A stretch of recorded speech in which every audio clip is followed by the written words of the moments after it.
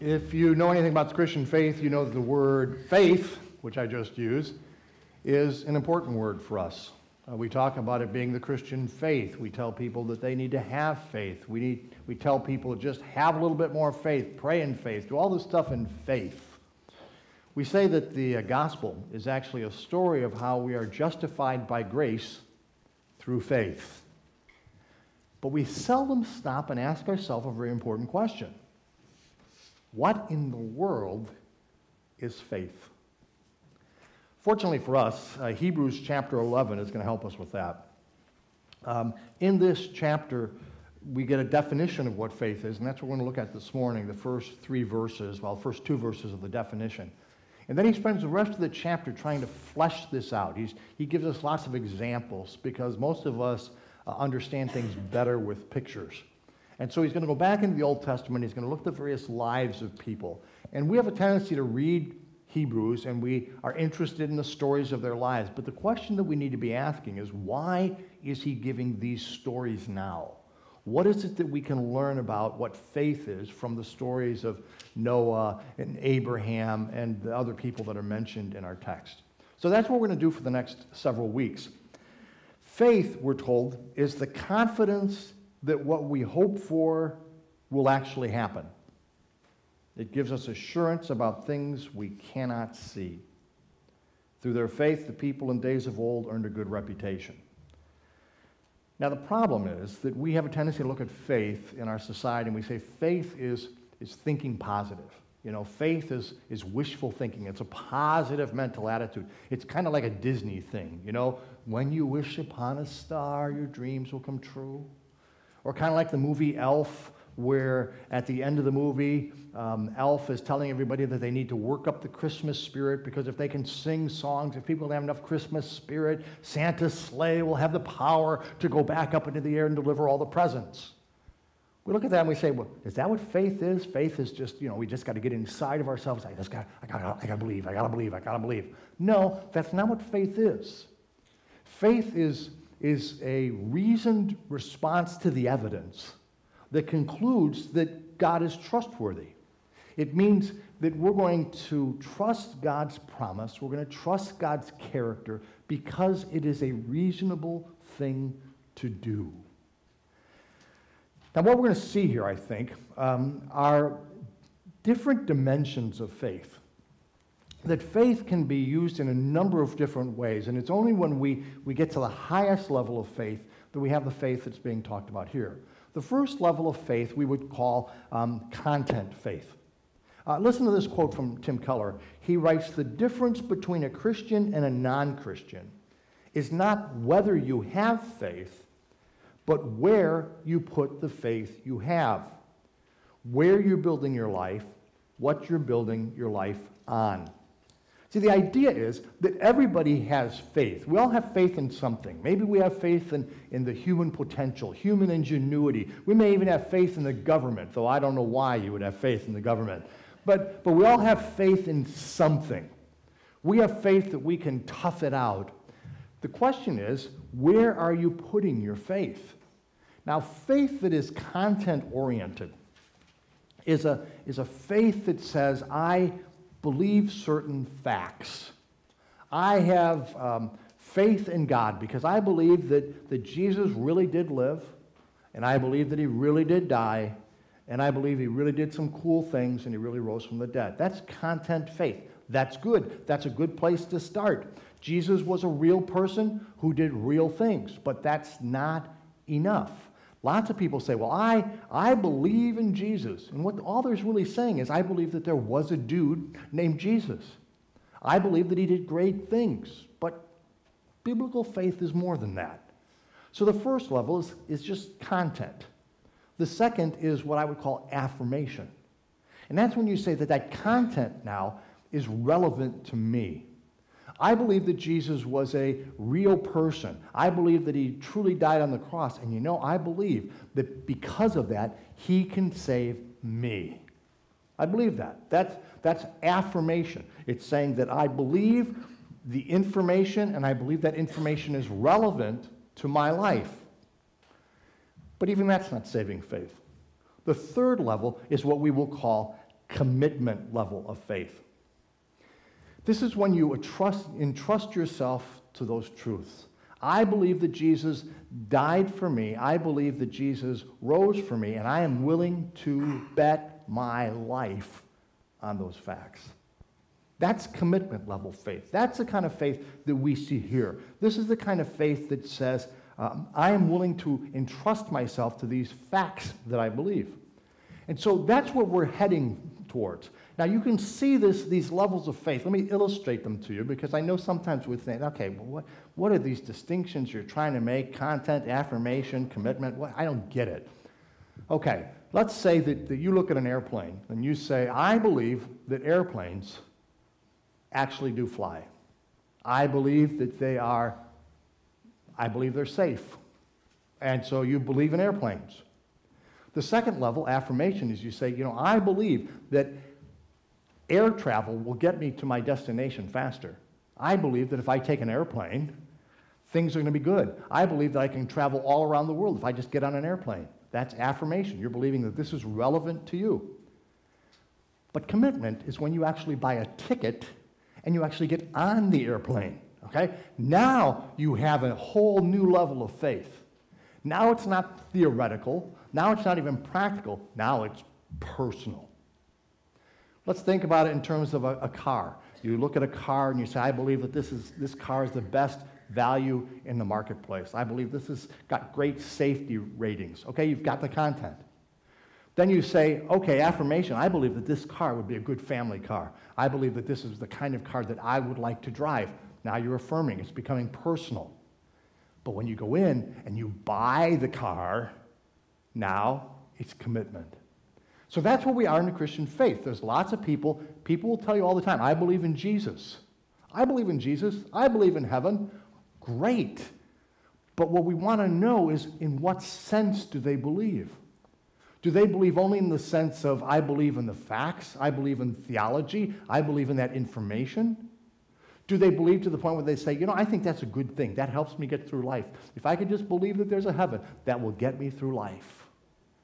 Or are you saying, I believe so much so that I'm going to orient my life in a way that shows that I really trust this? I'm going to bet my life on the fact that there is heaven.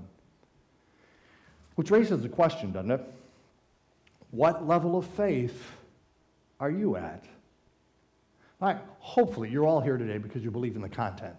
You believe that there is really a guy named Jesus and that's really relevant to our life. I hope that's where you are. Certainly you're there. And hopefully you're here because you actually believe that that's valuable to you. You come here every week because you say, what Jesus taught can help me in my life. But have you got to that point where you say, Jesus is so relevant, Jesus is so personal, Jesus is so special that I am willing to bet my life on him. I'm willing to change my direction. I'm willing to follow his commands. I'm willing to do what he tells me to do, even though I don't understand it. Because it tells us that faith helps us to see even what we cannot see. Faith helps us to believe even what doesn't seem to make any sense to us. We hear about heaven. We hear about judgment. We hear about peace. We hear about contentment. We hear about all this stuff that sometimes we just don't get. I don't understand what that means. But we're saying, I believe that Jesus can lead me there, even though I don't really understand what it is. Remember the old riddle? I use it a lot because I really, really like it. 3 frogs on a log and 2 frogs decide to jump in. How many frogs are left on the log? People say, 1. No. 3 frogs are still on the log. Why? Because deciding to jump and actually jumping are 2 different things. I'm concerned that there are a lot of people who have decided to follow Jesus, but have never actually done so. See, faith is jumping. The question is, have you reached that point of faith where you're willing to say, I'm going to jump, I'm going to do what God says, even when I don't really understand why he's telling me to do it. I'm going to trust him even though I sometimes can't see. I'm going to trust that he has a plan even when I don't understand what the plan is. That's the kind of faith that the Bible calls us to. That's the kind of faith that we're going to look at in Hebrews chapter 11. Now in verse 3, what he does is he's going to give us an illustration. This faith that now becomes very practical, this faith that is going to apply to our relationships, to our health decisions, to our finances, to the way that we view life, the way that we deal with our family. This is going to be illustrated now. And the first one is in verse 3. By faith, we understand that the entire universe was formed at God's command, and what we now see did not come from anything that can be seen. In other words, by faith, we understand that God created the world out of nothing. This really is the most foundational pillar of faith. In the beginning, God. Now, you and I both know that in the world today, there's a lot of people who ridicule such notion. The idea that there is a creator, that there is a God that is over all. That's just nonsense, they say. That's just a crutch that you need, that you're just making things up. It just makes you feel better. Only nitwits would believe such a thing. And they tell us that, the world just was created out of nothing, that it was just a mistake. It just kind of happened, and we should just accept that fact. And someday it's just going to dissolve and it'll be over. They make it sound like we are intellectually inferior by believing that there is a creator. I would contend that what we are actually doing is making a rational decision based on the evidence that we see. That Christians can conclude that there is a creator based on what science has actually taught us. So, faith is not really a leap in the dark. The truth is, we can't prove that God created the world. Can't prove it. We weren't there. There's no way to prove it. But you know what? There is no way to prove that God didn't create the earth. There is no way to get to a point where we're going to say that the evidence is all in. It is. You can't debate it. It's obvious that it's true. You can't on either position.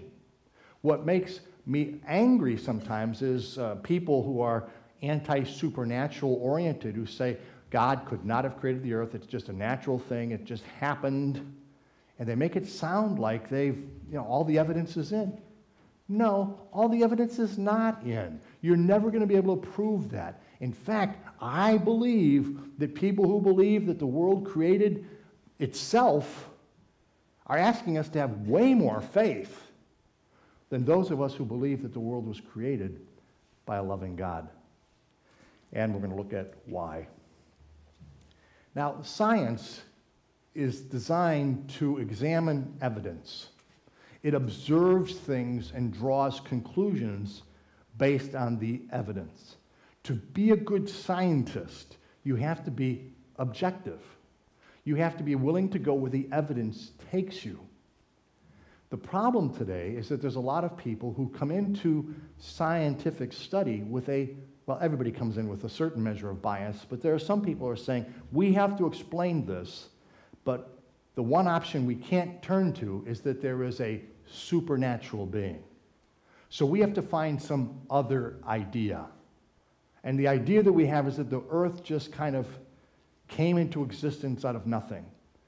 In logic, they tell you that nothing comes from nothing.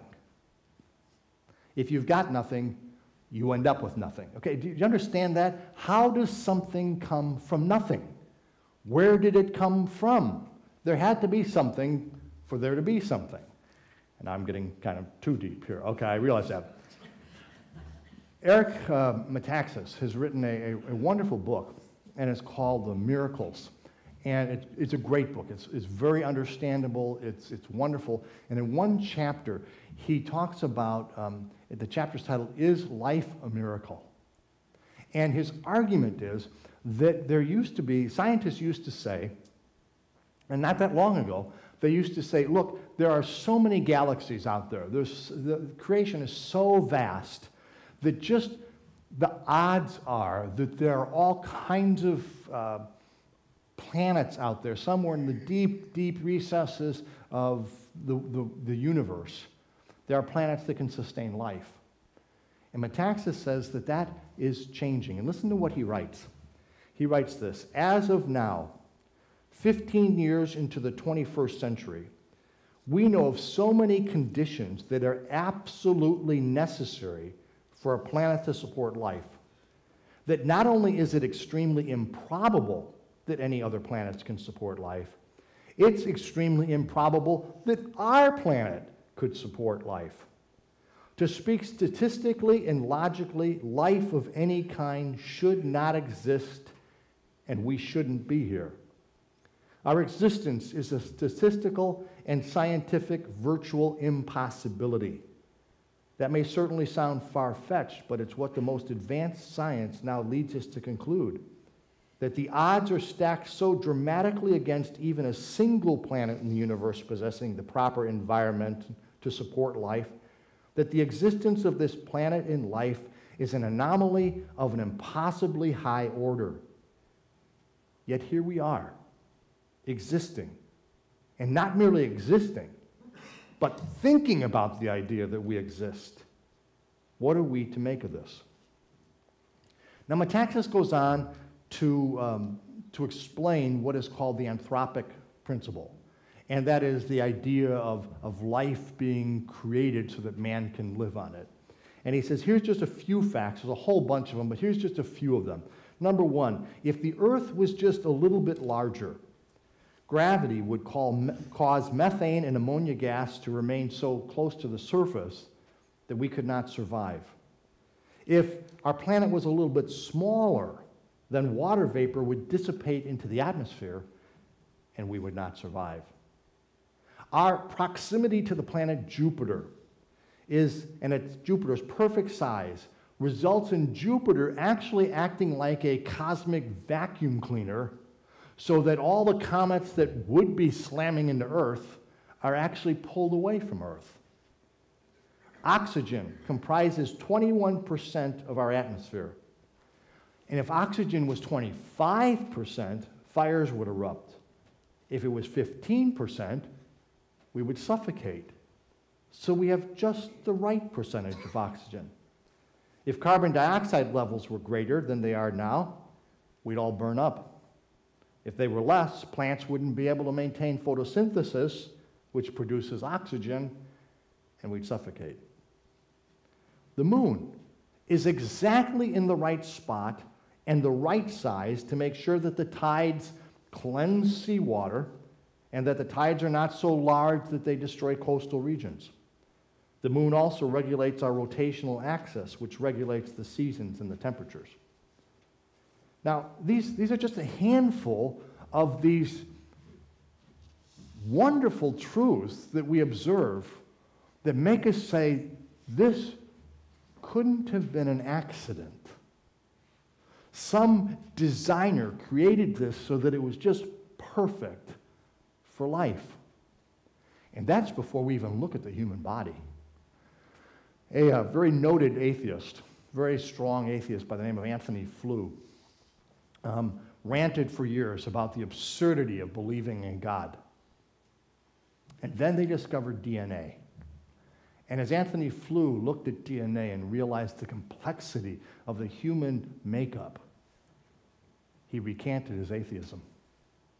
Now, he didn't say he became a Christian, but he recanted his atheism. He said there must be something, there must be a creator, there must be someone out there, because human beings are way too complex for this to have been an accident. You say, just happened. How did it happen? Where did this come from? R.C. Sproul says that there are lots of people who will argue this over and over again and say, oh man, I don't understand how you can believe in a creator. And R.C. says that people become so argumentative that he stops them and he says, can I ask you just one question? What do you do with guilt? What do you do with guilt? See, if the world is just created by accident, then what's the point? What is the point of life? Where are we going? How do we survive? Who determines our values? What does it matter? Some people have said that some atheists will say that the greatest question of life is why not commit suicide? Because life is futile if you don't believe that there is somebody who made it all. This principle here, Rick was sharing with me that Louis Giglio has this great statement. He shows the greatness of the universe, and Giglio is a worship leader. And people say, well, if the world is so big, if the universe is so big, isn't that a waste? Isn't it just a waste for God to create all these stars and planets if there's not other life out there? He said, it's only a waste if you believe that man is the center of the universe. But if God has created the universe in order for us to see how splendid and how big and how vast he is, maybe the universe isn't even big enough. The more we explore, the deeper the recesses of creation, and we come away saying, my, is God big. And I don't know about you, but all I have to do is stand out on the back deck and look up at the stars and think, why in the world, God, would you love me, this little speck on this itty-bitty planet? It's an amazing thing to think that God would love us in this way. This is an important issue. Listen to what Tim Keller writes. He says, how in the world do you think you're going to make a decision about how to make decisions in life unless you first decide whether you're an accident or whether you are the creation of a designer, personal God? Don't you see that if you're an accident and it all happened by accident, or if God created you, it utterly affects everything else you do? You can't make a single move without presuming one or the other. Nobody can do anything without starting one place or the other. The book of Hebrews tells us that God created the world out of nothing. The eternal God created the entire universe, and he did so with purpose and with design. He is the one who made us. He's the one to whom we must give an account. He is the one that establishes what is right and wrong. He's the one that gives us our value, our purpose. And we all have to make a choice. We have to choose between chance. It all happened by chance. It was just an accident. It just, something came from nothing. And I told you, to me, that takes way more faith, or maybe incredulity. I don't know. You've got to assassinate your brains to actually grab onto that, I think. Or we believe that God has created us, and we build our life on that. We ended chapter 10 with a warning of judgment for those who turn away from the message of the gospel. That God has reached out to his creation, and he's made it possible for us to know forgiveness and new life, and if we reject that, there are consequences. The topic of faith is not just for theologians. It's an essential issue for all of us. Where is your faith anchored? What do you have faith in? Will you live for God, or will you live as if there is no God? If there is no God, the biggest question, as I said, is this: what's the point? Who decides what's right and wrong? What does it matter? We live, we die, we rot. Those who have that mindset will spend their life indulging in all kinds of stuff. Why not? Why not just eat, drink, and be merry because tomorrow we die? Who cares about other people? Just wipe them out if it doesn't matter. And there's more and more people who are moving in that direction. This atheistic worldview in our society is bringing about this increase in violence and blatant disregard for human life that we see around us. Have you ever thought about this? All the people who are working to save the world, maybe we should ask them a question. What are you saving it for? People who work all those hours to make more money, to buy more things, only to have them sold off for pennies on the dollar at an estate sale. What's the point? Why bother to restrain yourself at all if this is all there is?